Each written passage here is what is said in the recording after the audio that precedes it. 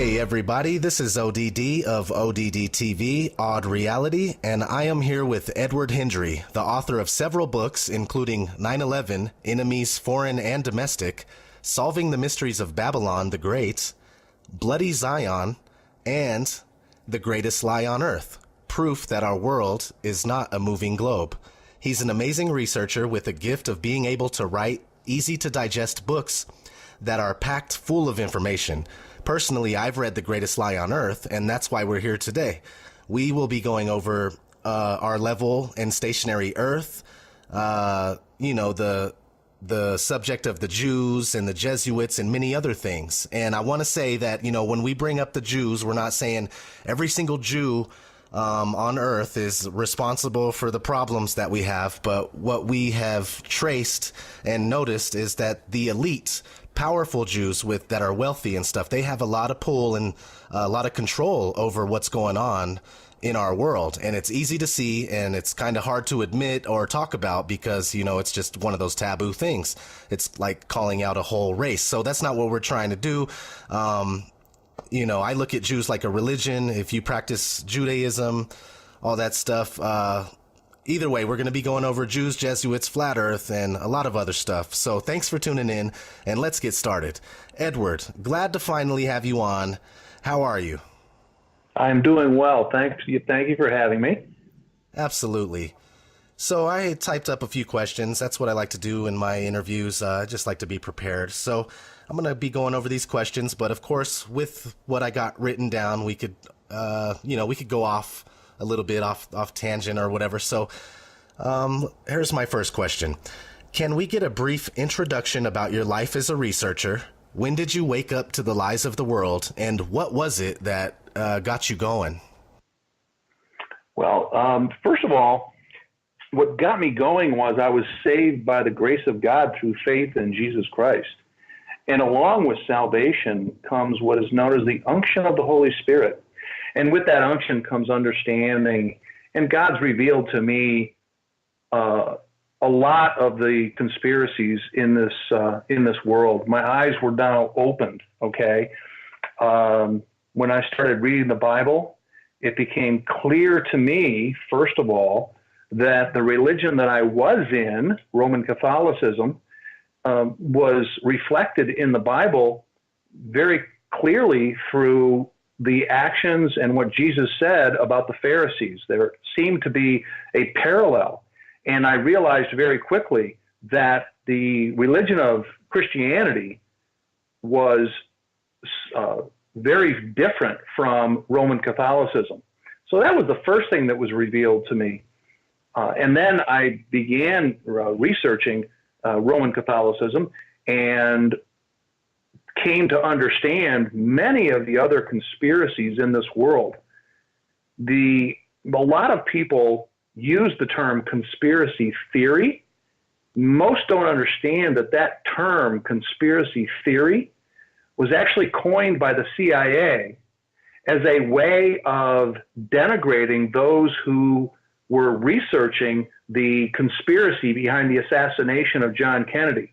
They wanted to put a stop to anybody delving into that, so they wanted to discredit the researchers. And so in order to attack their credibility, they labeled them as conspiracy theorists. And that's a label that's being used even today for anybody who views the events in the world as a product of a conspiracy.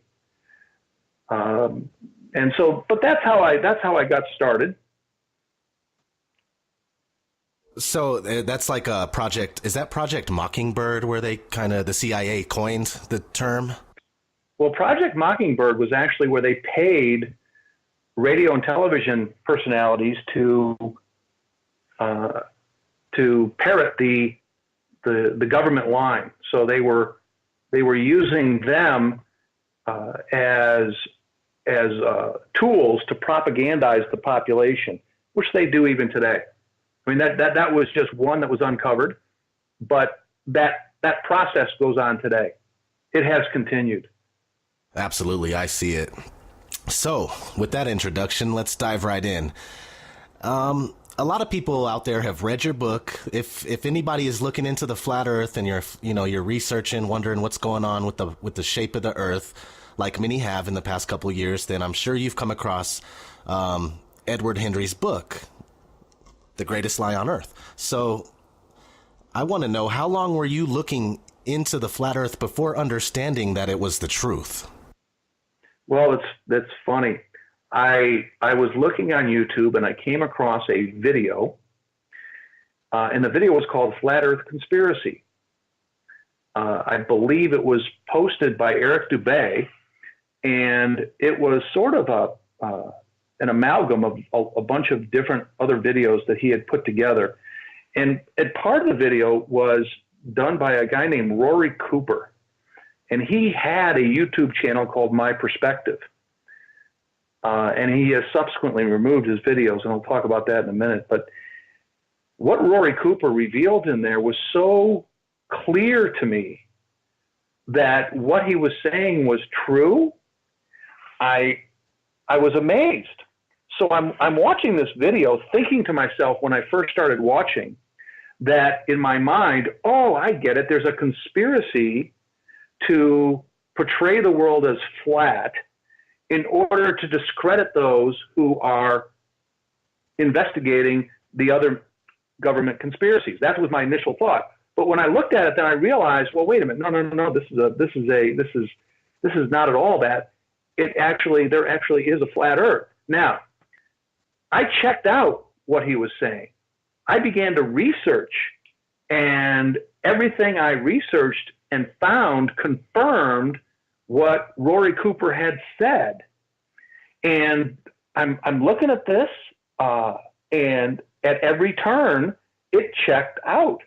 I did the equations. I looked at other videos. I looked at I did independent research, and by golly, I concluded, yes, the world is flat. There is a conspiracy to conceal the flat Earth. And so I started talking to my father, who now is 90 years old, and he was in disbelief. He didn't believe me, and he asked some very good questions. So I would explain to him the level of drop from the horizon and how, many things we see should be below the horizon. And so he challenged me on the accuracy of my calculations, which caused me to go to the Pythagorean theorem and confirm that, in fact, the 8 inches per mile squared is accurate. And I was able to do it. And that's why that's one of the very first things I did in the book, because that was done to show my father that, in fact, it is accurate to calculate the alleged drop on a spherical Earth to be 8 inches per mile squared. So that started me going. And then I looked at Rowbotham's research and others. And I quote Rowbotham in my book. He did some excellent work. And I started from there and just started researching and documenting what I found. And what I found confirmed at every turn that this Earth is flat. And I was astounded at the clarity and the irrefutability of the evidence. Absolutely. That's the same thing that happened with me. You were just saying something about Rory Cooper. I'm very fond of his work, but I don't have any information on what's going on with him or why he's taking his videos down. Do you have any kind of information on that? I sent him an email and asked him about it, and he was rather cryptic in his explanation. Apparently, he didn't want to go into detail, and he didn't. He simply, said that he wanted to set that aside and focus on other aspects of his religious activity. Now, I don't know why he couldn't have just left the videos up, because they are so important. He also had a lot of other videos that were excellent, I thought, that he had previously taken down as well and replaced with others.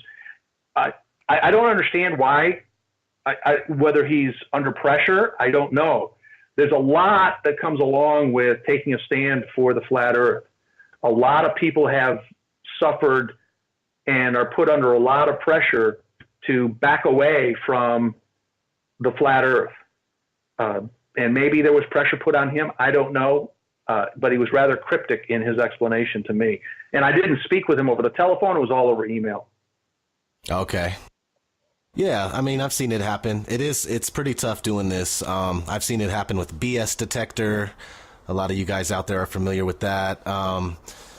What happened with him? I'm not familiar with that. He was a kind of guy. He came on. I think he edited his voice to sound low, but it was kind of cool. But I think he was obviously taking precautions to cover his tracks, or his identity at least, so his videos couldn't be traced. I think he was doing a great job. He had about 15 to 20 videos, and after 3 or 4 months of YouTubing, maybe a little longer, he just up and vanished. If you went to the channel, it said this user has shut their channel down. So that's different from what we usually see. Like this account has been terminated. So right. Another channel that happened. No, well, I have a friend named Kirk. He's from Curious Life of a Flat Earther. He took his channel down, but he put it back up, renamed it Curious Life. So shout out to Kirk. He does a great job. Check him out if you get a chance. Now, your Flat Earth book, The Greatest Lie on Earth, is very impressive, with 27 chapters taking up over 400 pages. How long did it take you to gather all of that information and complete the book? I worked pretty steadily for around 6 months, and that was in pretty feverish work at the time, and got it out pretty quickly. Yeah, that's pretty cool, because I mean, you separate it. The chapters speak for themselves, so they're all dedicated to one certain aspect of the flat Earth, or how NASA lies, or whatever. And I mean, it was just a great job organizing the book. I can't imagine it being anything less than a year, but obviously you did it in 6 months, so that's really wonderful. But you have experience, and you've written other books, so I'm sure you kind of got your own process down. Yeah. What takes the time is virtually everything in that book is endnoted, so I have authority for everything I say. And that's what really takes the time, is to make sure that I have my authority straight, and that people can rely on what is said. It's just on me saying it. So to substantiate things is important. Absolutely. So being well versed in all the information, you really get better at being able to go out and basically debate on the spot once you've researched something long enough, and you're very well versed on this. So I want to ask you, how would you kind of quickly summarize the conspiracy to hide the flat Earth, as far as when it started, why it started, and who may be involved? Okay. Well, this conspiracy started at first in the Garden of Eden, where Satan himself wants to drive from man any knowledge of God. And the idea here is that if we are on a globe, which is one of millions of globes that are spinning in an endless space, then we are reduced to insignificance. And if above us is not heaven, but rather empty, the empty vacuum of space, what that does is that removes God from his throne. The Bible states that heaven is his throne and the earth is his footstool. Well, if you go up beyond our atmosphere, and when you arrive there, there's nothing but empty space, what does that do? That removes God from the minds of men. Well, when we look up into heaven, it's an empty vacuum of space. There's no God up there. And so that's the idea here. The idea is to conceal the existence of God. Can you imagine if people understood that, in fact, we live on a flat earth, and that we are covered with a firmament of a dome, just as the Bible states, and that we are unique in creation, and that the stars are in the firmament, that they are not far away, not distant, that above the firmament is heaven, God's throne, and that he's watching over us. People would change their conduct, everything would change, and you would have less crime. People would want to find answers. Who is God? Okay, they would want to know, why are we here? They would want to know about God's creation. Well, if you can remove from the minds of men the existence of God and portray us as a spinning ball, and that we are not the center of creation, but we have a sun. The sun is the center of a solar system of planets. And the sun is an insignificant sun compared to many, many other suns that we can only see. They're so far away as the twinkling of stars. What we call stars are actually suns, which is not true, but that's how it's portrayed to us. So what it does is it has the effect of removing from the minds of men the existence of God. And so this conspiracy goes back even to the Garden of Eden. In order to control men, they have to remove from the minds of men the existence of God. That's the idea here. Yeah, that makes a lot of sense to me. My life has changed because of the flat Earth. I could say I was an atheist before, and I've kind of battled and gone back and forth with Christianity at times early on in my life, and then there came a point where I went back to atheism, and I was like, all right, I'm staying here for good, and a few years later, this flat Earth changed my life because I see things similar to that. I still question, is everything in the Bible correct, or has it been tampered with, stuff like that. But I think I'm going further and further each day, getting closer to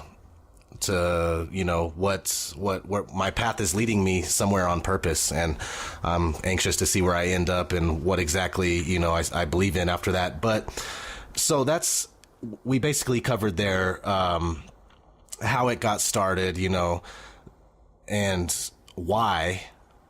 But nowadays, let's talk modernly, since this has really gone on for the noticeable past 500 years, who are the people perpetrating this lie against us? Let's start with Copernicus, okay? He lived in the 1500s. He was born in 1473. And he was not a revolutionary discovery of a new heliocentric astronomy, as many people think. He actually borrowed much of what he wrote from Pythagoras. Now, Pythagoras lived 500 BC. And so he was simply bringing to the fore what Pythagoras had written about, 500 years before Christ's birth. So he actually was just bringing out ancient knowledge. Now, who was Pythagoras? Well, Pythagoras was a Kabbalist, okay? He was one who was imbued with Kabbalistic knowledge from the Jews who had been released from Babylonian captivity. And so this is witchcraft is what it is, okay? And so the idea of Copernicus being the source of this, and he's given credit for it. In fact, it goes back much further to Pythagoras. And if you understand how Pythagoras came up with it, he got it from the Jews who were released from their Babylonian captivity. This is Babylonian lore, okay, mysticism, witchcraft, which is now portrayed as science, okay? Now, we fast forward to Newton, okay?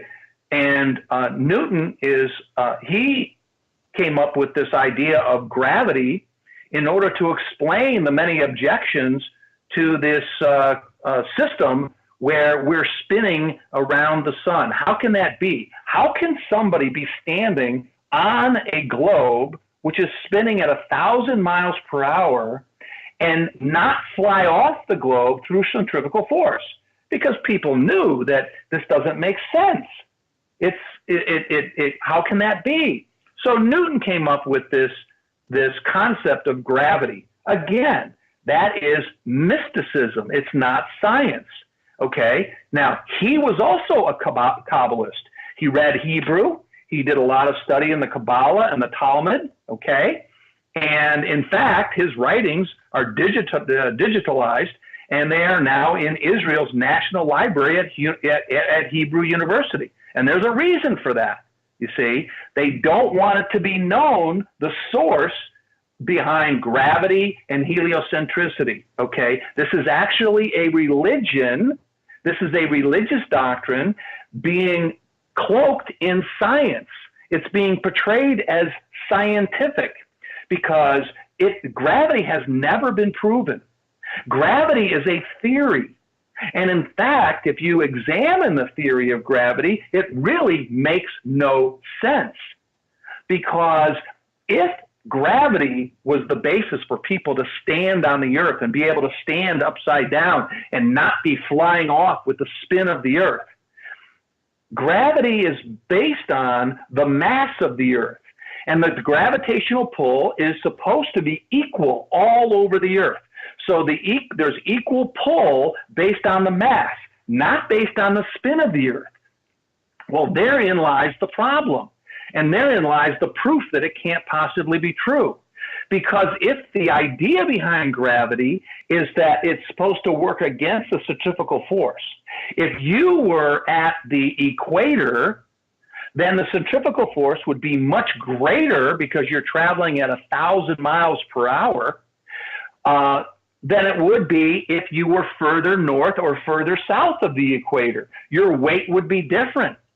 And goodness, if you were close to either pole, you'd be crushed by the weight of the gravity because there would be hardly any centrifugal force as you get close to the pole. And as we know, you're not crushed when you go north or south of the equator.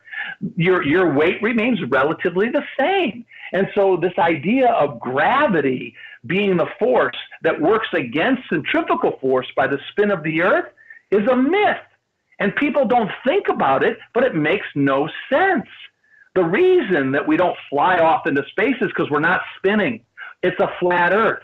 And the reason we are able to stand on the ground is because we are denser than air. Things fall to the ground because of density. Things that are denser than air fall to the ground. However, if you have something lighter than air, like helium, it will float. Now, it doesn't float because it's some anti-gravity device. It floats because it's lighter than air. And so here we have an instance where science tells us why we don't fly up into space. It's because we are denser than air. Very simple. It has nothing to do with gravity because we are not on a spinning globe. We are on a flat, stationary Earth. You nailed it. That's absolutely 100% a fact. That was a good one. So, you know a thing or two when it comes to the Jews, the Jesuits, and the Roman Catholic Church. For people out there that really don't understand how they are all tied together, can you give us a brief rundown? Yeah.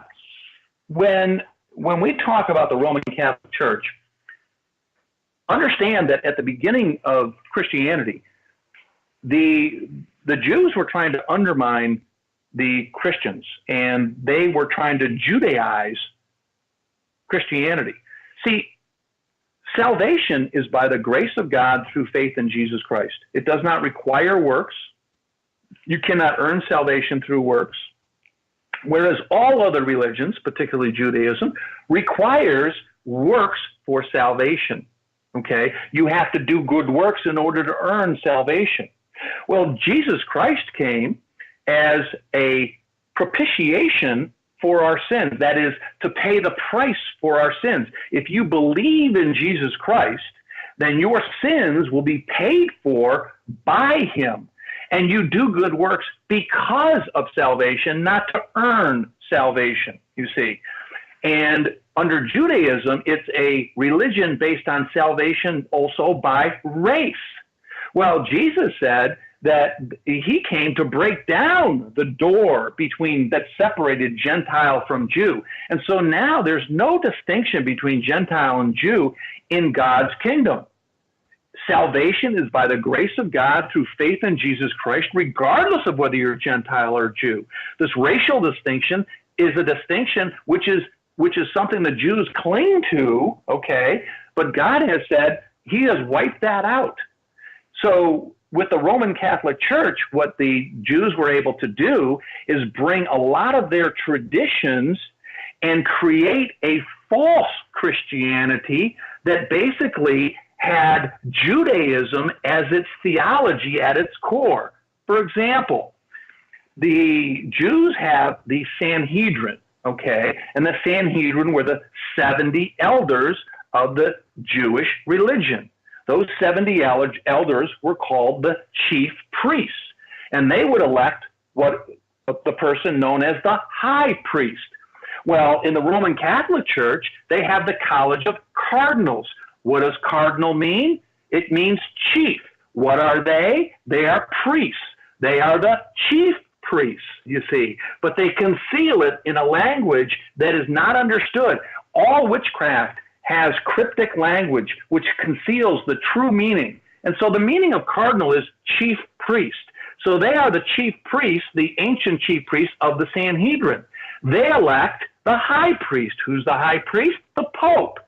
The Pope, it now sits in the station of what was formerly known as the high priest. See?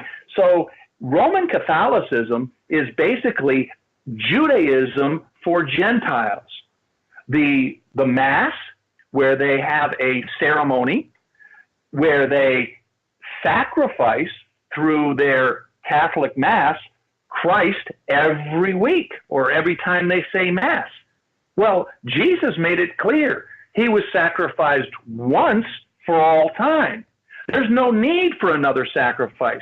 His sacrifice was sufficient for our sins. But the Roman Catholic Church says, no, we have to do it over and over again. And what they do is it's a humiliation. It blasphemes Christ. It's a very hateful ceremony. That's the esoteric meaning behind the Mass. They have an open meaning, an exoteric that they explain, saying that it is a ceremonial reconstitution of the Mass. But if the esoteric meaning is it's a re-crucifixion of Christ, an unbloody sacrifice, okay, that acts as a propitiation for our sins. Well, that contradicts what Jesus says in the Bible. And in fact, at every turn of the page of the Bible, you see a refutation of the Roman Catholic theology. And the Roman Catholic theology comes straight from Judaism. Absolutely. So how would we, they created the Jesuits, right? That, the Jews are responsible for the creation of the Jesuits. How do they serve? What kind of purpose do they serve? Okay. The Jesuits are what is known as, crypto Jews. Okay. Concealed Jews. And there are many that would conceal their Judaism, in order to further their ends in a Gentile world. So there are many, even today, who are crypto Jews that conceal their Judaism in order for it not to be known generally. I mean, we see that with, for example, John Kerry. It was revealed that in fact he's Jewish, and he said, "Gee, I didn't know that." He acts as though he's surprised. Well, he's a crypto Jew. There are a lot of people like that to conceal their Judaism. Well, that's basically what we're dealing with the Jesuits. The Jesuits were started by Ignatius of Loyola, who was a crypto Jew. Okay, and their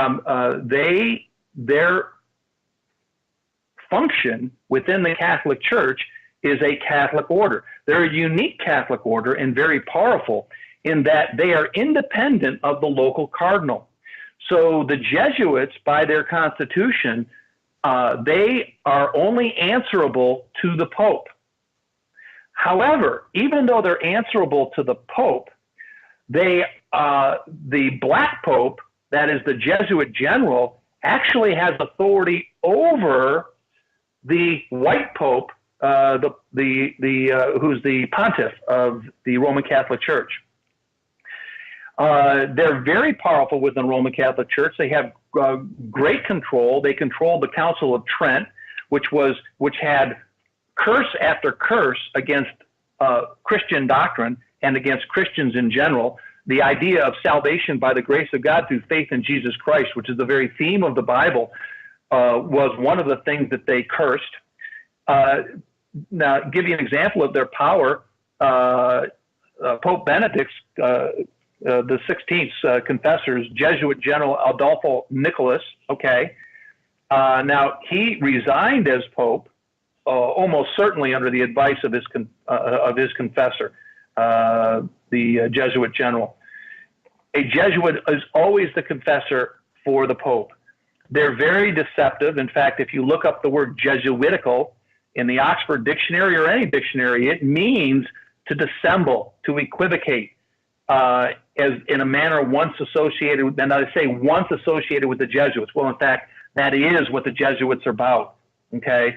In fact, to give you an idea of how the Jesuits feel with regard to the Bible, Hector McPherson quotes from a Jesuit meeting in 1825, and here's a quote. It says, "Then the Bible, that serpent with head erect and eyes flashing, threatens us, the Jesuits, with its venom while it trails along the ground, shall be changed into a rod as soon as we, the Jesuits, are able to seize it."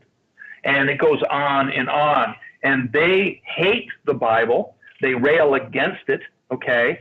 And they are very dangerous. In fact, the Roman Catholics were so dangerous that and had created so many revolutions over time that the Roman Catholic Church suppressed the Jesuits, which caused a revolution against the Vatican, fomented by the Jesuits in the guise of what we call now the Illuminati. They were very much closely related. And they were reinstated in 1814 after having been suppressed. And John Adams wrote to Thomas Jefferson, "I am not happy about the rebirth of the Jesuits." Now, by the way, they were suppressed by the Pope out of political pressure. There was tremendous political pressure brought by the monarchies of Europe to suppress the Jesuits, and that's why it was done. But it only lasted about 50 years, and then they were reinstated, and they have fomented revolutions since their reinstatement in Italy and Spain, in Germany, in Guatemala, Mexico, Brazil. And I'm talking, this is within the last century. Brazil was in 1874, Ecuador in 1875, Colombia 1875, Costa Rica in 1884, etc. Okay. In fact, in Switzerland, from about 1848 until the year 2000, the Swiss Constitution had an Article 51 which forbade the Jesuits from engaging in any cultural educational activities within Switzerland. So they're very dangerous. They, in fact, were behind the gunpowder plot, which to this day is celebrated on November 5th in England as Guy Fawkes Day. And the reason they celebrate Guy Fawkes Day, it's a national holiday in England because the Roman Catholic conspiracy to blow up Parliament was foiled, and they were able to trace it directly to the Jesuits. People lose sight of the fact that that was a Jesuit plot against Protestant England. They wanted to blow up the king and all of Parliament. That is crazy. Yeah, I've looked into that stuff. It is definitely, it's a lot to take in. That's why I was happy to have you on, because you have a lot of, good research into this stuff. And that's why a lot of these questions focus on that. So we know, okay, Catholic Church, Jews, okay, Jesuits, Jews. Another powerful organization that seems to pull a lot of weight, even though on the scale of the power pyramid is probably not, very close to the top, is the Freemasons. What do you think? Is Freemasonry creation of the Jews? It is. It is actually a front by the Jews. If you read the protocols of the learned elders of Zion, which I believe are authentic, okay, and they use, and they explain in there that they use Freemasonry as a cloak for their conduct, for their conspiracy, and it's a cover, and they say so. They say in one of their protocols, Gentile Masonry blindly serves as a screen for us and our objectives, but the plan of action of our force, even its very abiding place, remains for the whole people in unknown mystery. So it is a cloak for their activity. Now understand, with Freemasonry is heathenism, which also Judaism is. The god of Freemasonry is Lucifer. And so when you look into Freemasonry, you'll see that it also leads right back to the Kabbalah. So in fact, Albert Pike states in Morals and Dogma, Masonry is a search for light that leads us directly back to the Kabbalah. Okay. Albert Mackey, in his authoritative Encyclopedia of Freemasonry, confirms what Albert Pike states, and he says that the Kabbalah is the mystical philosophy or theosophy of the Jews. It's intimately connected with the symbolic science of Freemasonry. So Freemasonry is based on Judaism and the secret doctrine of the Kabbalah. The god of Freemasons is Lucifer, and they are, you'll find, involved in NASA very deeply, okay?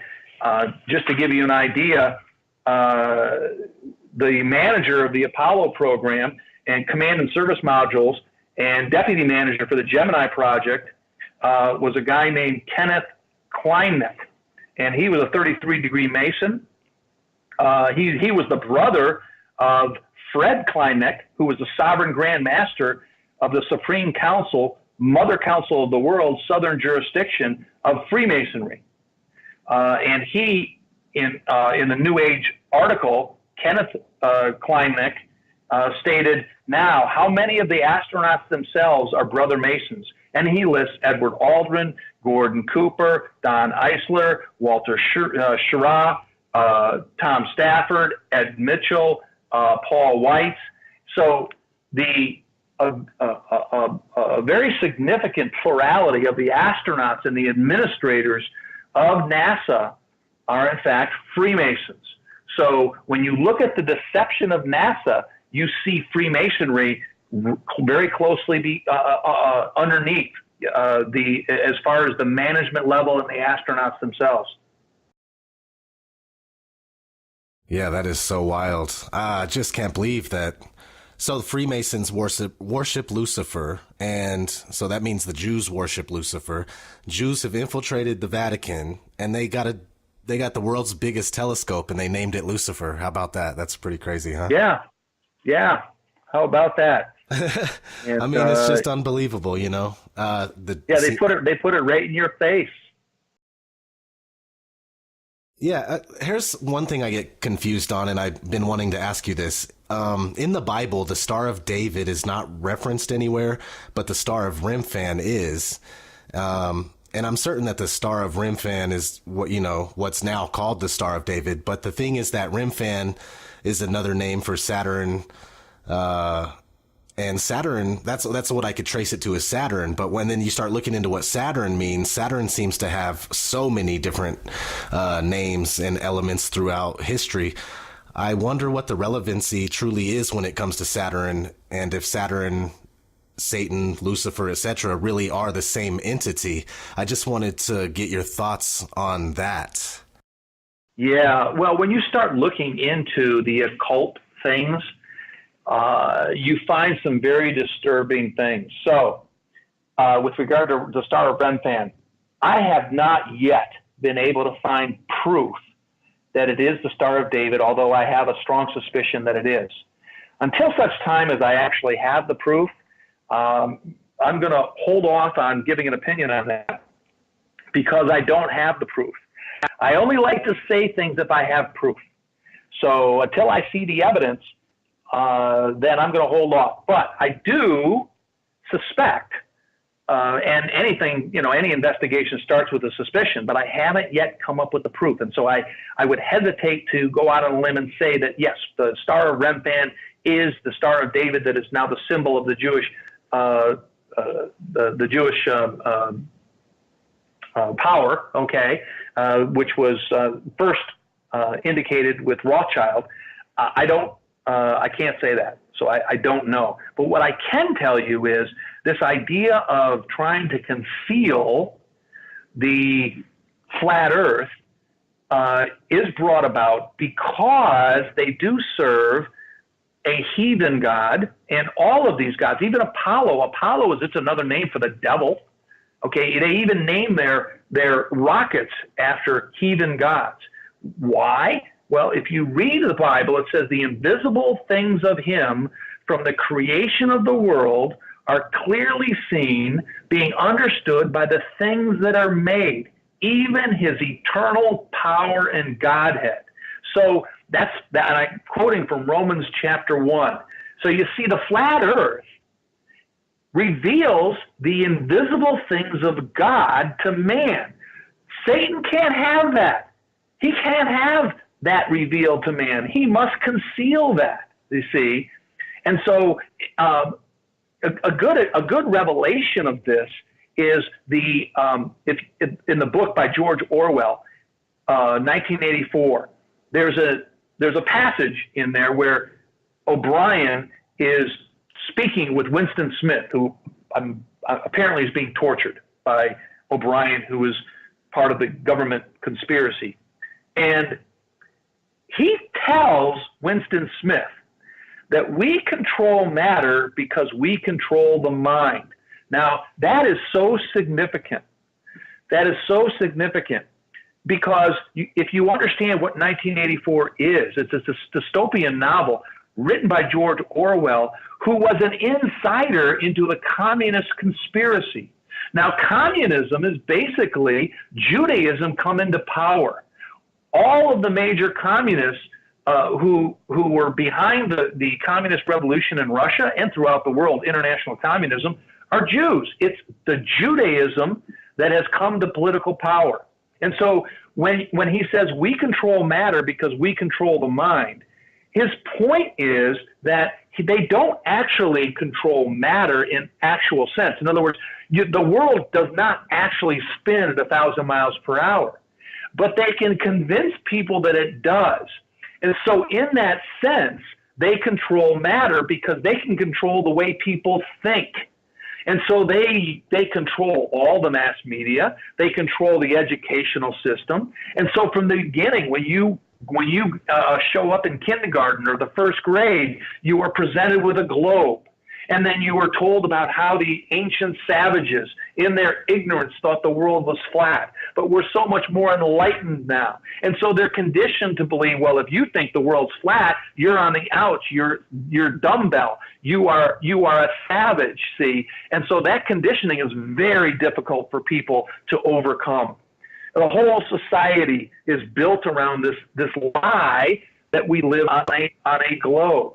And so the idea is it's mind control, okay? It's mind control. And if you read the Bible, it says that say among the heathen, the Lord reigneth. And then it says, I'm reading from Psalms chapter 96, the world also shall be established that it shall not be moved.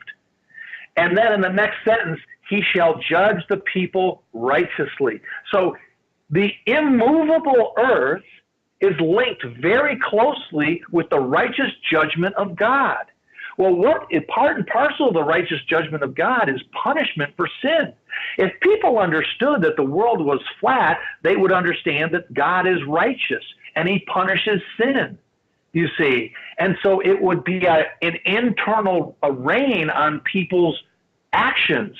But one of the things the devil wants is the devil wants people to act up. He wants people to create anarchy. He wants people to commit crime. Why? Because the more crime, the more things that are done against other people, the more the government must inject itself into our lives to protect the innocent, you see. So the more that there is anarchy, the more that there is chaos, the more that there is sin, the more is the need for external control by the government. So there is a reason for this. If you conceal from men the existence of God, then they're less likely to put a governor on their own conduct. They're more likely to act out. They're more likely to do things for their own pleasure to the detriment of another person, which calls for the government to step in and protect that person, which means we have more government control, less freedom, and that brings about tyranny. Over time, the more people act out, that's why you have, for example, this movement for the sodomite community to legalize sodomy, legalize, you have legal now sodomite marriages. So that's just the first step. They're not done. The next thing is going to be legalizing pederasty, okay? And so it's not going to stop there. They have plans for other things. And so the more that people become sinful, the more there's a need for the government, you see. And so the government now has to step in and enforce these special new rights, these government-given rights to sodomites against the God-given rights of Christians to speak out against that sin, see. So this conflict is being generated artificially by the same people who are convincing people that the world is round and spinning. You have to step back and look at what is their end? Why would they do this? That's often asked. Well, you have to look at the big picture. Satan has an intergenerational conspiracy against God and man. Absolutely. And speaking of Satan again, this is what some of my research I see when I go to look at the Star of David. That's when I start getting off into the Star of Remphan, and it starts connecting to Saturn, because you could find a bunch of references that Remphan is a term for Saturn. And Saturn seems to have this kind of cube, representation. I'm not sure how provable that is, or whatever, but there's a cube that goes with Saturn. And when you start looking at this cube and finding instances of it all over the place, and it's kind of in the middle of the star too, if you were to trace the star in a certain way, the hexagon in the middle turns into a cube. So there's this kind of... Well, it's interesting you mentioned that. I have seen recently, and it's come to light only now because we have the technology to do it. The internet is kind of throwing a monkey wrench into Satan's plans, oddly enough. On YouTube, if you go and you look at some of the videos that they have of these cameras now have such powerful lenses, and they do not cost much. They can zoom in on these stars, and you can have video, and you can watch the stars and the planets. And what's very clear when you look at them is they are not terrestrial. They are light. There's some kind of light. And the suggestion when you look at them, the suggestion that comes to mind is they're in water. That it appears to be waves going across it. And I have actually seen a video of a wave going across the moon. It's the most amazing thing, which confirms, by the way, what the Bible says about the firmament being put between the waters that are on the earth and above the earth. So when you look at the blue sky, that blueness is water. That's my inference, and I get that from what the Bible says. I've never been up there, and that we've never been in space. There is no space. And if you ever look at a launch of an Apollo rocket, I never, when I was a kid, I always thought, this is very strange. I didn't understand it. I just believed what I was seeing and what they were saying, rather not what I was seeing, because what I was seeing was contrary to what they were saying. The rocket doesn't go straight up. Have you ever noticed that those rockets, they go up and then they're on a parabola and they end up going now parallel to the ground, and then ultimately the nose starts dipping down before it gets out of camera range? It's the oddest thing.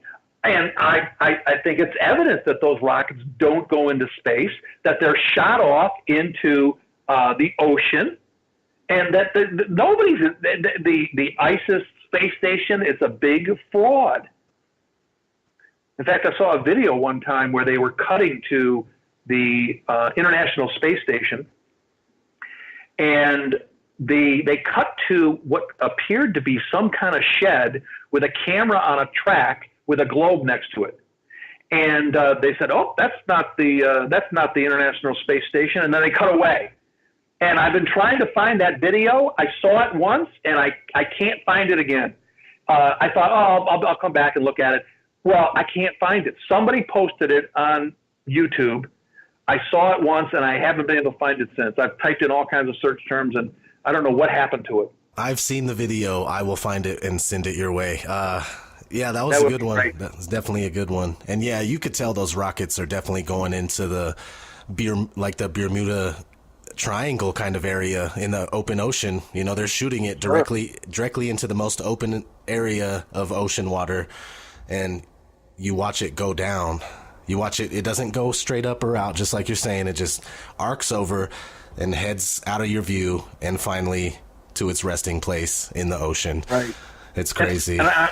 And I'm sure you're aware of what many researchers have uncovered with regard to the astronauts who supposedly died in the Challenger 6. Yeah. Yeah. And that each one of them are still alive. That's the most amazing thing. It's just amazing, astounding, actually, when you think about it. Yeah, that was one of the biggest things for me I can't believe they actually do this. I mean, it helped me see with this whole reality, you know, when other YouTube channels are making videos about how most news events are fake, you know, stuff that the news is covering all the way from shootings and stuff. It's all fake, and there's actors. So it gives credence to that, you know, because you can't debunk that, man.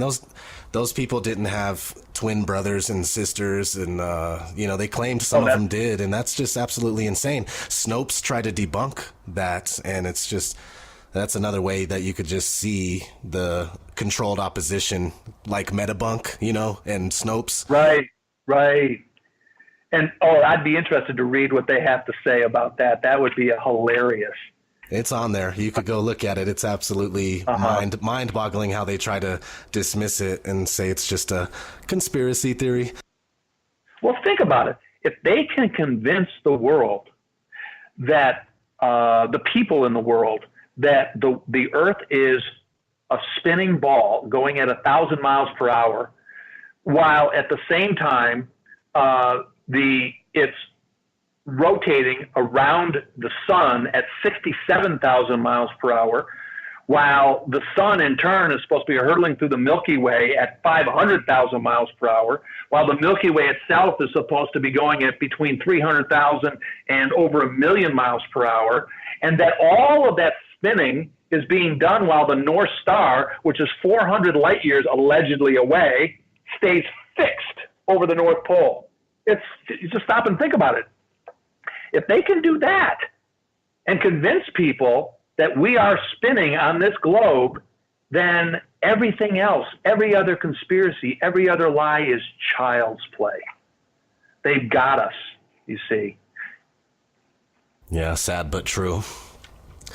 I have a friend that he makes YouTube videos, and I was talking with him. His name is NorCal Waters. Real name is Caleb. Wanted to give him a shout out because he read your book and he sent me a few questions in my email. So I was just going to ask you a couple questions from him that he wanted to hear you answer. Here's the first one. Concerning the body of information coming from the space agencies of the world combined and their fraudulent nature, do you suspect that there are those within these agencies which are leaving breadcrumb trails of imagery manipulation as a means or cry for help? Many assume top to bottom trust or distrust concerning these sectors. What about the anomaly within these agencies? Surely someone has a heart and is leaving the smallest messages to decode. What are your thoughts on that? Well, I can't say because they're not talking, but I can only guess that some of the things, some of the anomalies, and some of the things that I've come across are so obvious that it has to be done on purpose. but I can't say for certain that it's done on purpose. I mean, you just take an example of like for instance, the foreground picture taken during one of the moonwalks, where it's a day apart and supposed to be almost 4 or 5 kilometers away, and it's the exact same scene. How can they make such a dumb error? It can't be stupidity. It had to be on purpose. I mean, are they really that dumb? There's another one where they show the approximately 7 days apart, the exact same image of the Earth, the exact same image. So whatever the transparency they used in order to portray the Earth, they used 7 days apart, once on the way to the moon and another time on the way back. And if you look at the two next to each other, there's exactly the same cloud formations. They can't be that dumb. They had to have done that on purpose. Somebody had to have, but I don't know. I can't say for sure because I don't know the motivation. But some of the things may be breadcrumbs. Absolutely, I feel the same way. That's a very good point. I can't say for sure until you actually talk to the people. Yeah, it seems like there's people that are in the know, whether it's maybe the anomaly musician or the anomaly, someone in Hollywood that, they're totally part of this beast system, yet they, there's just that strange, unique one that has a bit of a heart, and they try somehow to leave a clue or something. So I could see it, but there's no way to prove it. Well, understand this too. The Bible states that fear of the Lord is the beginning of knowledge. So if they don't fear the Lord, they're really stupid. So they could be just plain stupid. See, understand there's a difference between being very powerful and being very knowledgeable. Those are two different things. Just because they have people beneath them who they use as their subordinates, and they use the knowledge of these people, doesn't mean that they themselves who are running this conspiracy are terribly smart. They're not. They're just ruthless, okay? And they have tapped into a spiritual darkness, because we wrestle not against flesh and blood, but against principalities and powers and the darkness of this world, okay? And so these spiritual powers give them tremendous power, but not necessarily knowledge and wisdom. So a lot of these errors, who knows? Who knows? Yeah, that's true. Here, I got another one from NorCal. What type of personality or psychological structure would be needed to participate in this hoax as an astronaut? Are there any kind of specific indicators that you suspect? Well, if you understand that most of the astronauts, well, I can't say most. Actually, maybe I can, because I can't think. Actually, I can't think of one that was not a Freemason. Can you? No. I can't think of one that was not. Allegedly, Neil Armstrong was not a Freemason. However, I've heard him be referred to as a fellow brother by the Freemasons. So even he, who I can't confirm was a Freemason, may have been a Freemason. But anyway, be that as it may, to be a high-level Freemason, you have to go through stages. And so and as they go through these stages, one of the things that they ask for is more light at each stage, okay? So, well, at some point, it's revealed to them who is the light bearer. Now, if you know, Lucifer literally means light bearer. So as they go through their stages, at each stage, there's some part of their conscience which becomes seared. Okay, so basically they have to prove themselves at each stage. So it's sort of a screening process, Freemasonry is, so you never get to the higher levels of Freemasonry unless you're able to prove yourself through these stages. See, that's the whole point of the stages of Freemasonry. So when you go through up to the 33rd degree of Freemasonry, when you get to that degree, it's revealed to you who it is that they worship, and that is Lucifer. see, because they're constantly asking for light, a lot more light. And they're revealed some aspect of who it is that's behind Freemasonry until it's ultimately revealed it's Lucifer. Now, there's a point at which they have proven themselves, and that therefore now they're going to be in on the secret, in on, okay, here are our plans. And so they'll be given a compartmentalized portion of the plan, not the whole thing. Only Satan knows the whole plan, okay? You're familiar with intelligence agencies where they have things compartmentalized, where what one compartment does, each person knows only enough to do their job, and it's called a need-to-know basis. Well, that's the way Satan's kingdom is set up, okay? So every person in this conspiracy, satanic conspiracy to control the world, they only know that part that Satan thinks they need to know. The big plan is known by him. And of course, if you get higher and higher in the hierarchy, they know more and more, okay? Now, the astronauts know just enough to be useful in the conspiracy. They know enough to go along with the program, to be deceptive. Now, they're very well paid, okay? They get paid well, they get fame, their family is taken care of, they're supported. So there's a lot that goes along with this to be an astronaut and be in the program. And they know, because they've learned through the lessons of others, that if they cross and they do something that reveals any part of this secret, or then they can be killed. And that has happened. Yep. They kind of get a lot of blackmail on these guys, right? So they could hold it against them later. Now you've now raised another interesting point. I believe that at a certain point, when they think that they become useful, that's one thing they do, is they have some terrible crime, some terrible infraction, some terrible thing that they've done. Oftentimes it's set up by their controllers so that they are involved in something where now they hold that over them. In Washington, D.C., you can consider Washington, D.C. as blackmail central. There are more hotel rooms and rooms that are wired for sound and video than anywhere else. And these politicians, they go there, they get set up. Once they then engage in whatever this nefarious conduct will be, they now have them, okay? So blackmail is big. So they offer them the carrot or the stick.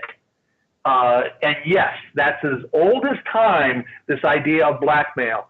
And nobody gets to a very high level in politics unless they have something they're holding over them. Yes, some terrible crime, some terrible deed. Yes. Absolutely. All right. So let me think. I had something I wanted to ask you. Oh, yeah, I've been watching a few videos from one of my favorite YouTube channels called Truth Media Revolution, and they've been covering a lot of Trump lately and how most of pretty much all of his cabinet members are Zionist Jews or Ashkenazi Jews or something. And I thought that was pretty wild. How do you feel about Trump? Have you been looking into all the aspects of what this is bringing to the New World Order as far as him being president? Well, here is my guess on that. I believe Trump would not be president if it weren't for the Zionist Jews that back him. Very powerful Zionist Jews are behind his presidency. And I don't believe that he is as independent as he is portraying himself. I believe that the United States, understand this, the United States is insolvent, the United States government. It's insolvent right now as we speak. If anybody was in the economic condition that our federal government is in now, and this country is in, they would have to declare bankruptcy. They cannot exist. The debt is just too massive. So understand that the government is insolvent. Well, that's and it's anytime they want to pull the cord, then our entire economic system can collapse. The problem is the Zionist Jews are not ready for the U.S. to collapse just yet. They still haven't finished the job. They've got They've got Iran they want to take care of. They got Syria they want moved out of the way. There are things that they need the United States to do for them. Well, the only way the U.S. can do that is if it buys time and is in some way rejuvenated economically. And that may be the purpose of Donald Trump. So what he's doing, yes, does benefit the country because they're not ready for us to economically collapse just yet. And so, yes, they need jobs being brought back here. Yes, they need industry being brought back here because it is all being offshore. Okay, it's being moved offshore. It's clear. It's clear that over the last 50 years that businesses have been flooding overseas. Understand that corporations are artificial entities created by the state. And once you understand that, you understand that you as a citizen of the United States are not as favored over a corporation. Corporations are given special privileges. Give you an example. A corporation can deduct all of their expenses against their income and only have to pay income tax on the income after their expenses. Well, you, as an ordinary citizen, you don't get to deduct your food, your lighting, the things that you need in order to exist. No, you get taxed on the income, and you don't get to deduct your expenses. You see, you're not treated the same way. And so I don't want to get off on a tangent, but my point is, yes. Now, could Trump double cross his handlers? That is a possibility. We saw that. That's what happened with John Kennedy. John Kennedy also had Zionist Jews supporting him. However, from the get-go, he was not going to do what they wanted him to do. In fact, he double-crossed them, and that's why he was assassinated. Now, will Trump do that? I don't know. Is he going to be independent? Will he yield at a point at which they want him to now send us into another massive war? I don't know. Time will tell. I don't have, they don't invite me to their conspiracy meetings, and there's no doubt they have them. But we'll have to see. One thing about Donald Trump, some of the things he's done are, they're good. And my hope is that he continues to do good things. My concern is that he does other things that he apparently has said he's going to do. So I have concerns both ways. I don't trust him.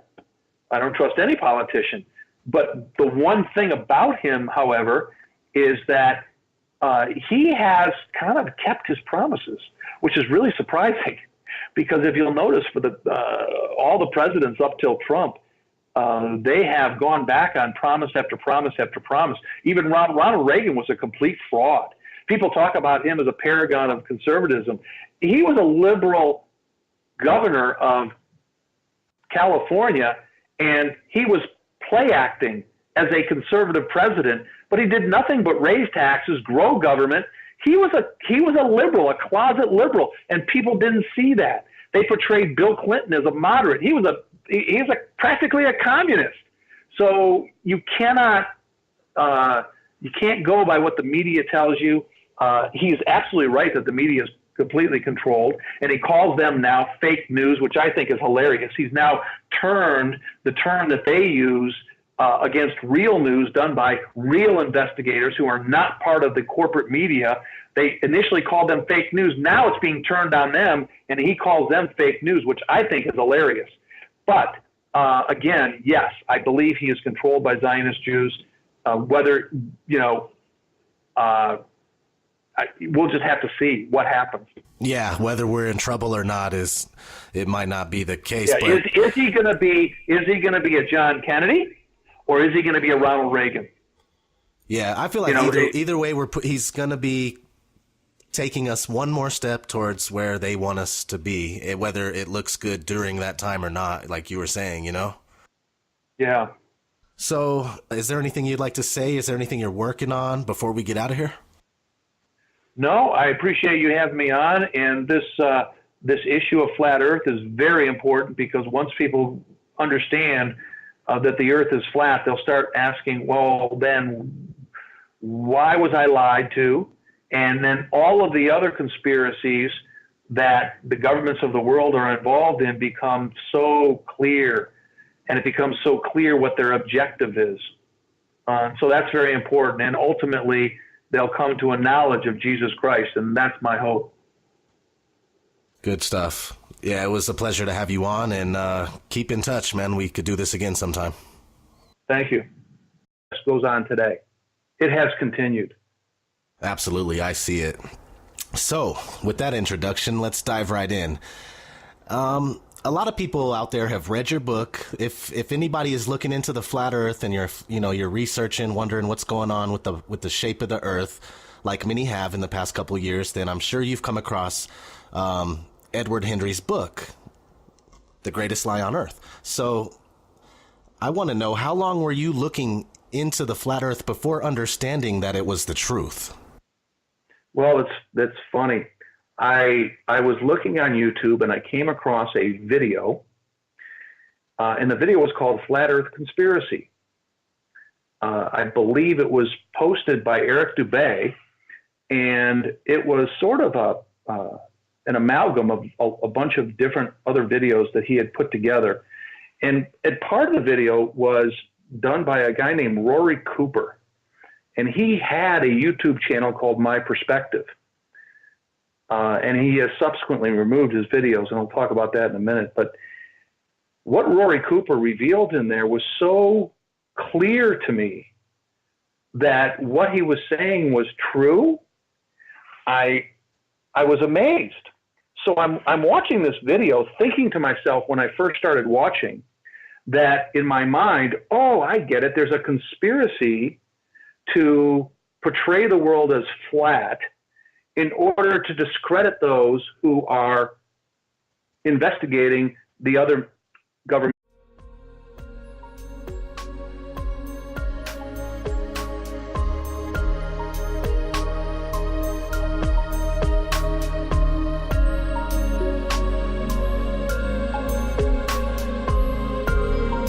Hey everybody, this is ODD of ODD TV, Odd Reality, and I am here with Edward Hendrie, the author of several books, including 9/11, Enemies Foreign and Domestic, Solving the Mysteries of Babylon the Great, Bloody Zion, and The Greatest Lie on Earth, proof that our world is not a moving globe. He's an amazing researcher with a gift of being able to write easy-to-digest books that are packed full of information. Personally, I've read The Greatest Lie on Earth, and that's why we're here today. We will be going over our level and stationary Earth, the subject of the Jews and the Jesuits and many other things. And I want to say that, when we bring up the Jews, we're not saying every single Jew on Earth is responsible for the problems that we have, but what we have traced and noticed is that the elite, powerful Jews that are wealthy and stuff, they have a lot of pull and a lot of control over what's going on in our world. And it's easy to see, and it's kind of hard to admit or talk about because, it's just one of those taboo things. It's like calling out a whole race. So that's not what we're trying to do. I look at Jews like a religion. If you practice Judaism, all that stuff, either way, we're going to be going over Jews, Jesuits, flat Earth, and a lot of other. And then I began researching Roman Catholicism and came to understand many of the other conspiracies in this world. A lot of people use the term conspiracy theory. Most don't understand that term, conspiracy theory, was actually coined by the CIA as a way of denigrating those who were researching the conspiracy behind the assassination of John Kennedy. They wanted to put a stop to anybody delving into that, so they wanted to discredit the researchers. And so in order to attack their credibility, they labeled them as conspiracy theorists. And that's a label that's being used even today for anybody who views the events in the world as a product of a conspiracy. But that's how I got started. So that's like a project. Is that Project Mockingbird where they kind of, the CIA coined the term? Well, Project Mockingbird was actually where they paid radio and television personalities to parrot the government line. So they were using them as tools to propagandize the population, which they do even today. I mean, that was just one that was uncovered, but that process meant conspiracies. That was my initial thought. But when I looked at it, then I realized, well, wait a minute, no, this is not at all that. There actually is a flat Earth. Now, I checked out what he was saying. I began to research, and everything I researched and found confirmed what Rory Cooper had said. And I'm looking at this, and at every turn, it checked out. I did the equations. I looked at other videos. I looked at I did independent research, and by golly, I concluded, yes, the world is flat. There is a conspiracy to conceal the flat Earth.